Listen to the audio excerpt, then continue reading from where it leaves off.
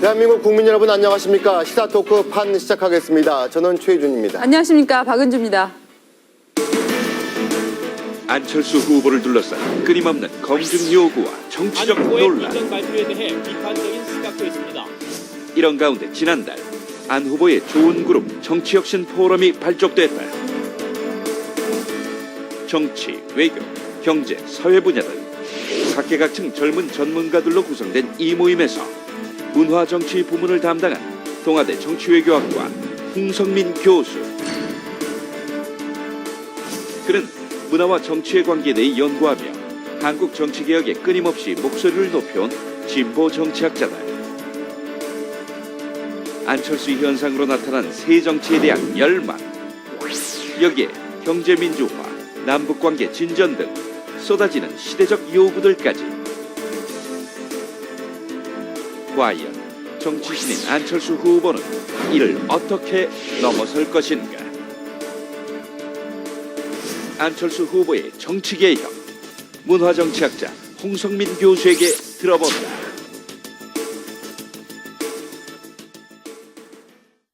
네, 시사토크판 오늘 초대 손님 동아대학교 정치외교학과 홍성민 교수 나오셨습니다. 안녕하십니까? 예. 안녕하십니까? 안녕하십니까?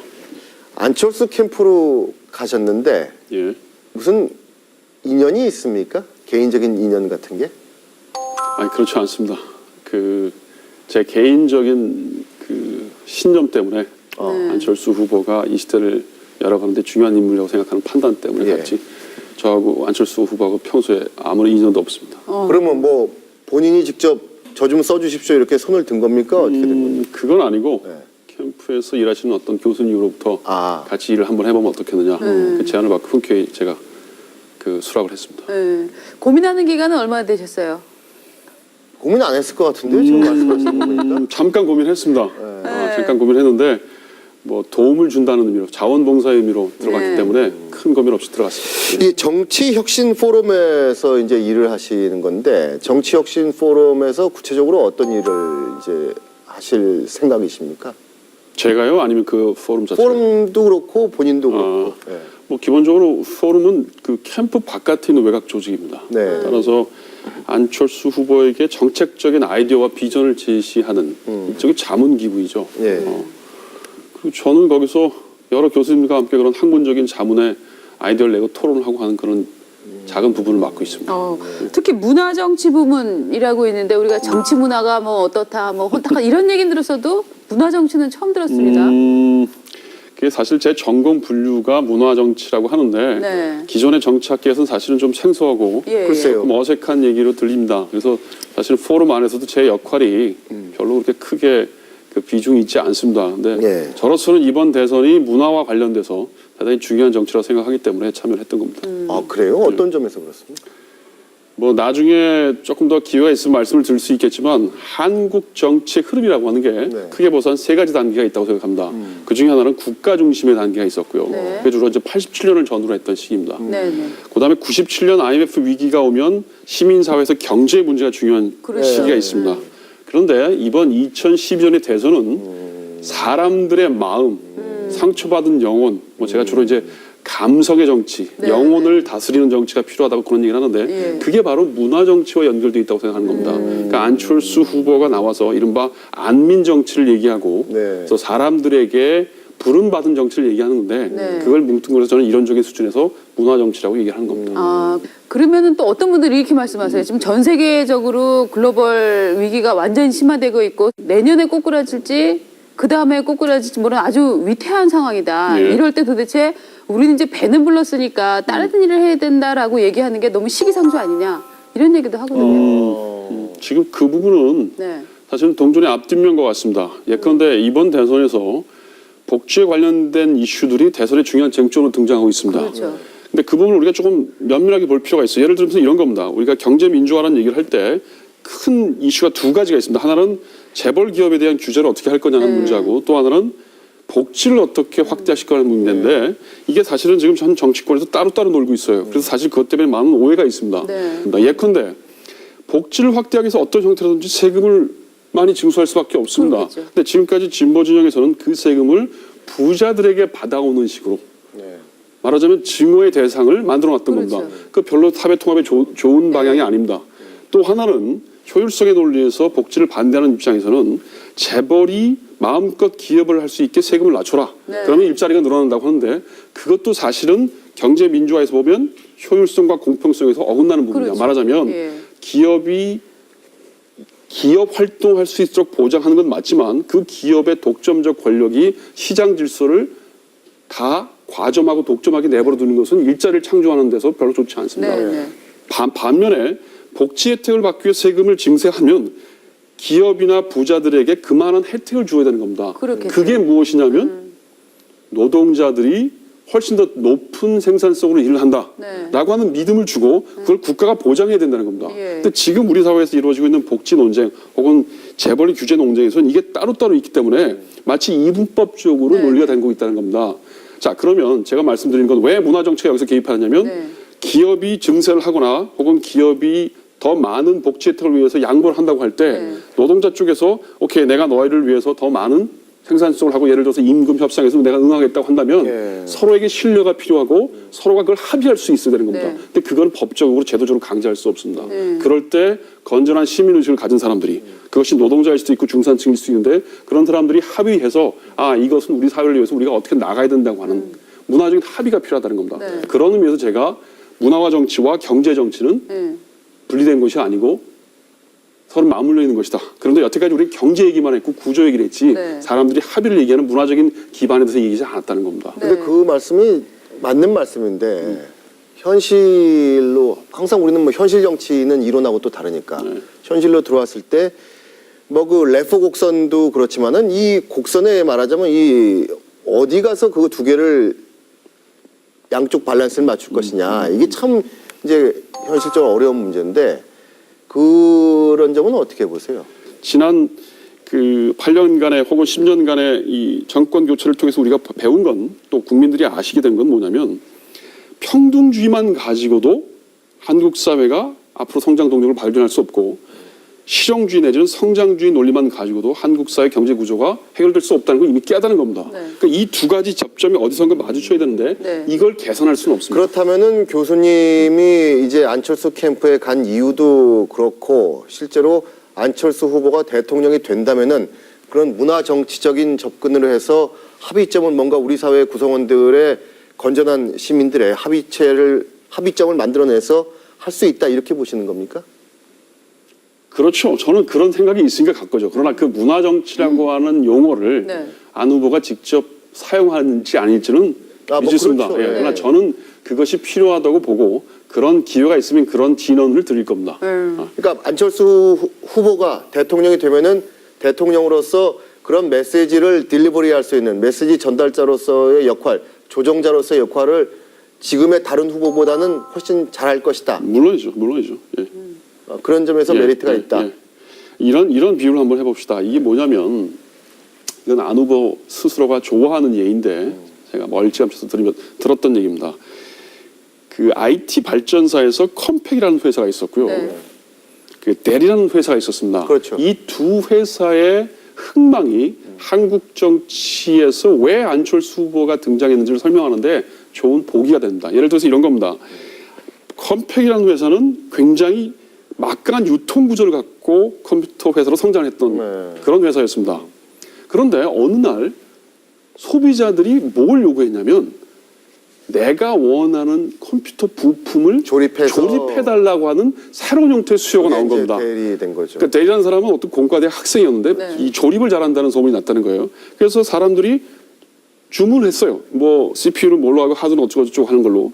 그런데 그 성장세가 어느 순간에 컴팩을 넘어설 정도가 됐다는 겁니다. 그래서 컴팩 회사에서 대책 회의를 했다는 겁니다. 우리도 저렇게 주문 생산 방식으로 바꾸자. 그런데 기존에 있었던 유통망을 없앨 수가 없었다는 거예요. 사실 주문받는 건 아무것도 아니라는 걸 알지만 네. 기존의 유통망 구조를 속된 말로 대리점을 없앨 수가 없다는 거예요. 네. 또 거기에 다 사장들이 있고 그럼요. 결국은 소비자들의 수요가 변해가는 것을 따라가지 못하는 이유가 자신들이 강점으로 가지고 있었던 유통망 구조를 버리지 못했기 때문이라는 겁니다. 네. 제가 왜 안철수 후보가 오늘날의 시대 정신이라고 말씀을 드리고 싶으냐면 박근혜 후보는 국가 중심주의 시대에 유능한 통치자입니다. 네. 한편 문재인 후보는 시장 중심주의, 시민사회 시대에 정치를 했던 사람의 대표적인 인물이라고 저는 생각합니다. 네. 그런데 이 둘 다가 뭐냐면 유통망 구조를 근본으로 하고 있습니다. 최근에 이 며칠 사이에 그 안 후보에 대한 공격 중에 정당에 대한 그렇죠. 무소속이 과연 이 과연 할 수 뭘 있겠느냐? 또 안철수 후보가 낸 공약에 대해서 너무 아마추어 같다 이런 공격들이 있었던 공허하다 것. 이런 얘기.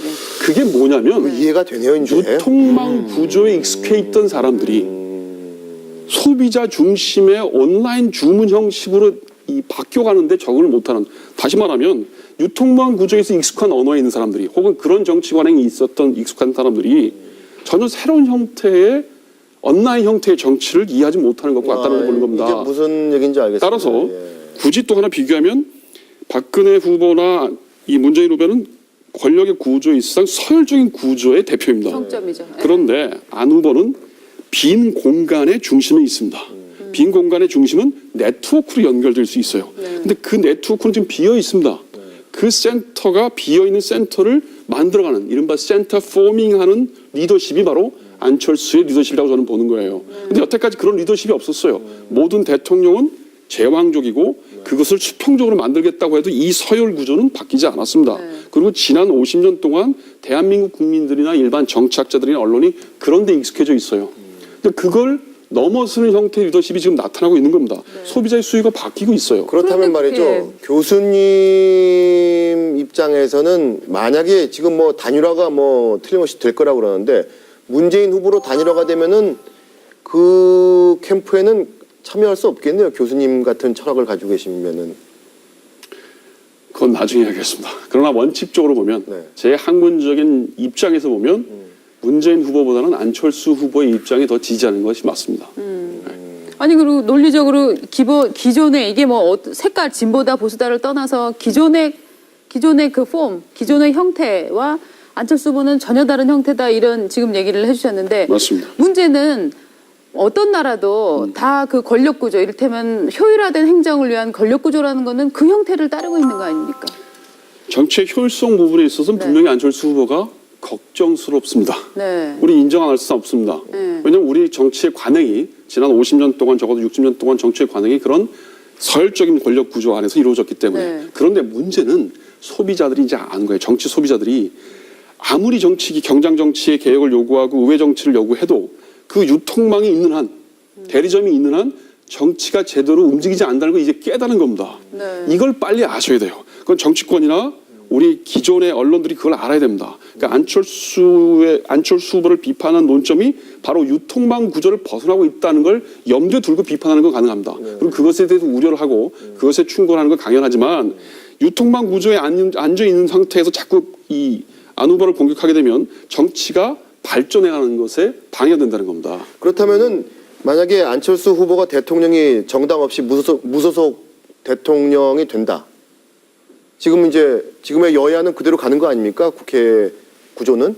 예. 그렇죠. 뭐 총선이 다음 총선까지 물론 그렇죠. 그대로 가는 건데. 예.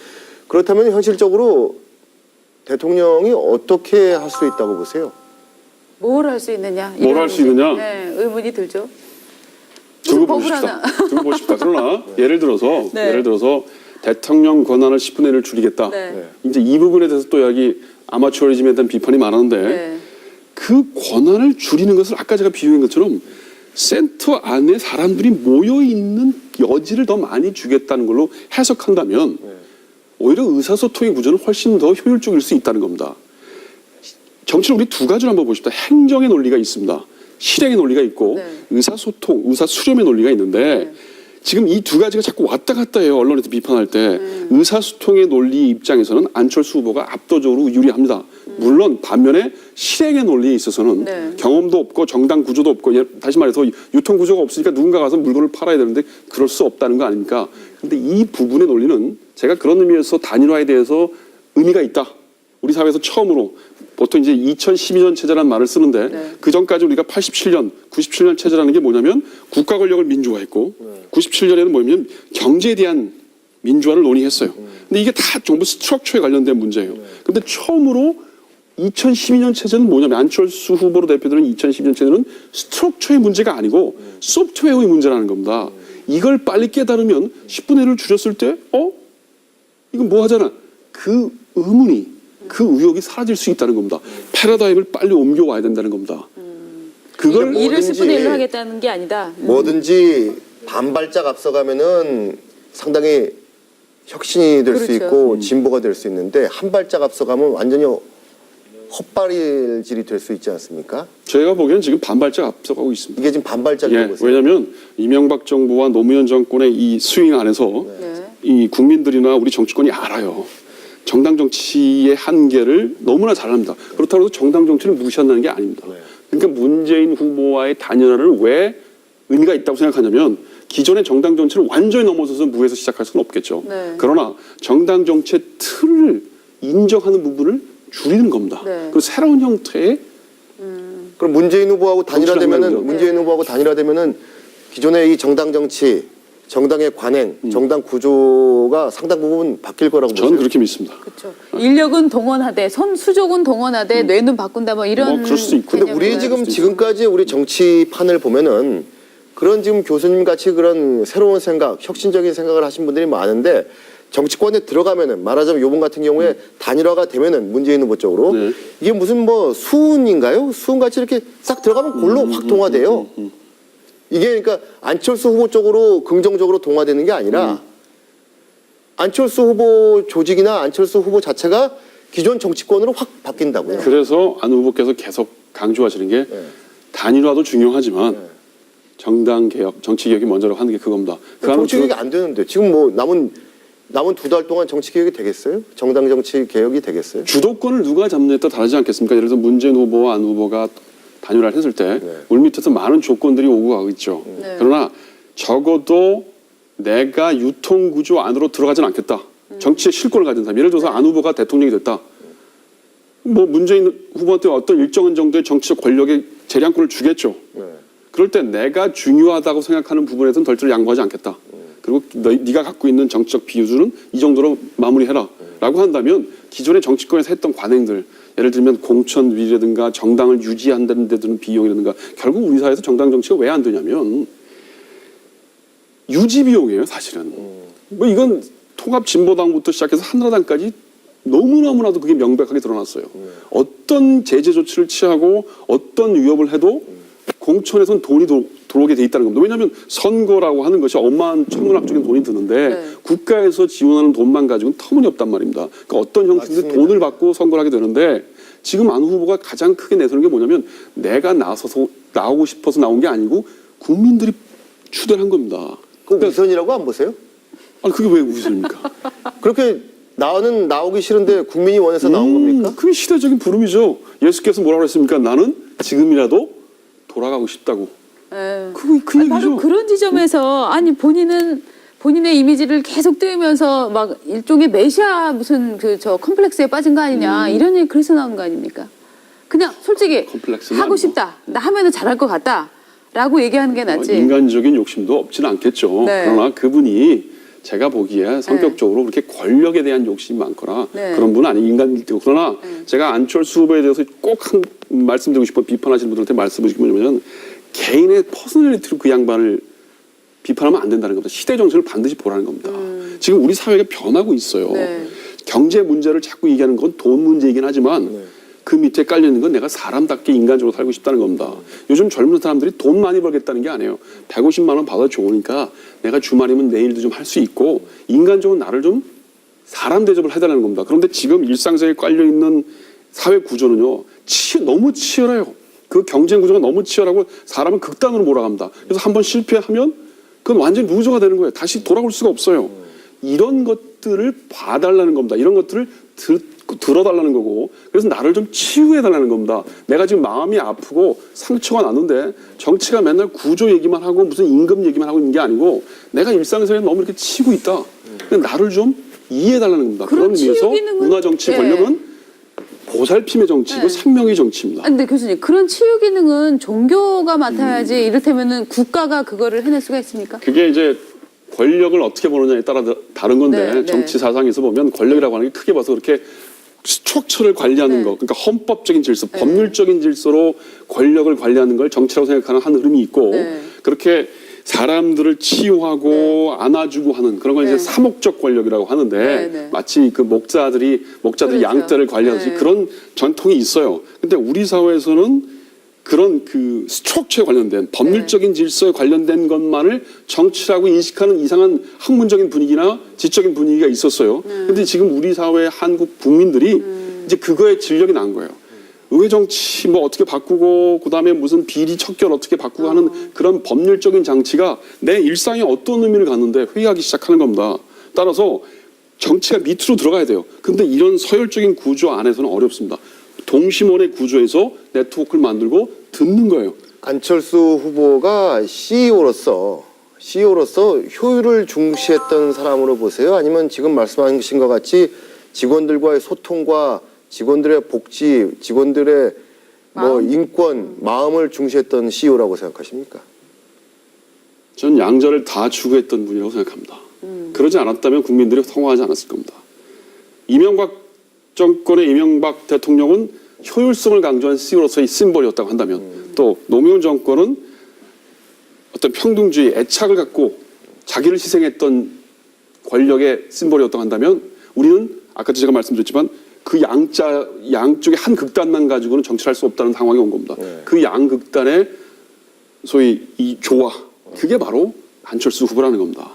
저는 그래서 안철수 후보가 어떻게 할 거냐를 물어보지 말고 우리가 어떻게 그 사람한테 뭘 요구할 거냐를 얘기해야 된다는 시기에 왔다는 겁니다. 여태까지 대통령 후보에 보면 리더십을 얘기했어요. 네가 무슨 생각할 거냐, 뭘 갖고 있냐. 그건 마치 대리점에 어떤 물건을 내놓을 거냐를 물어보는 겁니다.